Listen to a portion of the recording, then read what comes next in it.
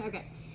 You guys still have to read this part of A Christmas Carol, but I've asked Mr. Davis to come in and do a guest starring role. He is going to read the part of Scrooge. I always like to do this in class with you guys, so I figured why not do a video so you guys can kind of hear the dialogue between Scrooge and his nephew Fred. So you'll still be reading this portion. The pages are online, but I'm going to start reading at a particular part of page 2 where Scrooge is sitting in his work office and his nephew comes in to talk to him about inviting him to Christmas dinner. So I'm going to read the part of Fred, and Mr. Davis is going to, of course, play Scrooge. So, all right.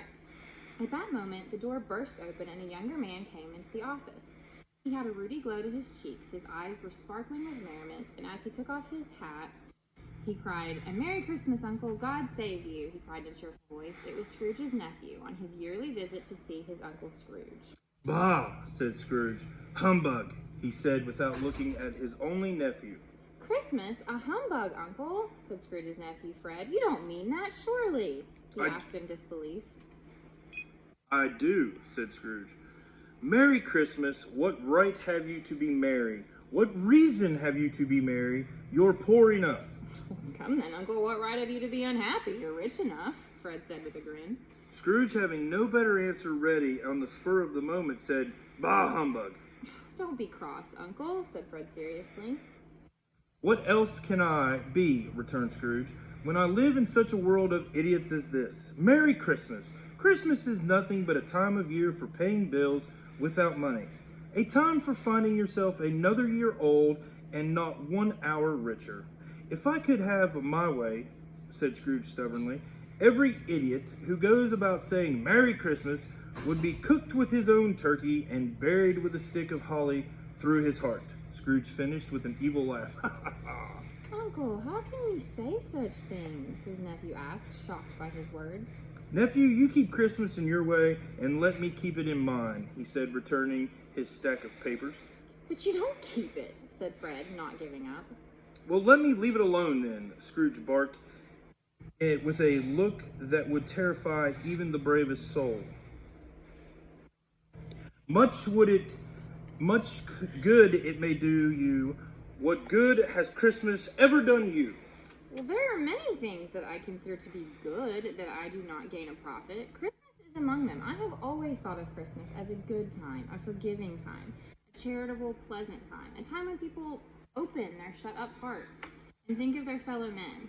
Therefore, Uncle, even though it has never put a scrap of gold or silver in my pocket, I believe it has done me good and will do me good, and I say, God bless it." From over in the corner, Bob Cratchit began to clap involuntarily. But as soon as he saw the malicious look on Scrooge's face, he quickly began to sort through his stack of papers.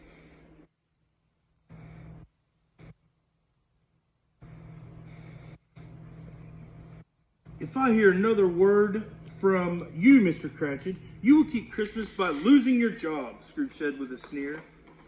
"You are quite a powerful speaker," he said, turning back to his nephew with a sarcastic tone. "I am surprised you don't go into politics with foolish speeches like that," he said with a tone like acid. "Don't be angry, Uncle. Come to my house and dine with us tomorrow. My wife and I would love to have you to be a part of our small party at my house tomorrow," Fred said jovially. "I would rather die than spend time with any friends of yours that come to beg free food and drink at your expense," Scrooge said nastily. "But, Uncle, you have never even met my wife, and she is so anxious to meet my only living relative," Fred said with a pleading look. He thought that perhaps appealing to Scrooge's sentimental side would bring him better results. "Why did you ever get married?" Scrooge asked. He looked as if the very thought of marriage disgusted him. "Because I fell in love," Fred answered simply. "Because you fell in love," growled Scrooge in disbelief, as if that were the only thing in the world more ridiculous than Merry Christmas. "Good afternoon," he said, gesturing towards the door, inviting Fred to leave. Fred quietly moved over to stand beside his uncle. He leaned down to look his uncle in the eye. "I want nothing from you. I ask nothing of you. Why can't we be friends?"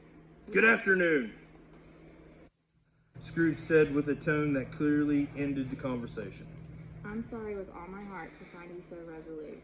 We have never had any quarrel as far as I'm aware, but I have made the effort to come and invite you to Christmas dinner. I intend to do so every year. So I say, a Merry Christmas, Uncle, Fred said, putting his hat back on as he walked to the door. Good afternoon, Scrooge barked in reply. And a Happy New Year, Fred said as he approached Bob Cratchit working on his desk. He then said Merry Christmas to Bob and asked him to tell his family Merry Christmas and hoped that they were doing very well. Okay, so that was just a little piece of A Christmas Carol, and you guys are going to keep reading pieces of this and taking quizzes on them, but we wanted to kind of show you the dialogue between the two characters and give you guys a little bit of fun as you are watching this. So, see you next time.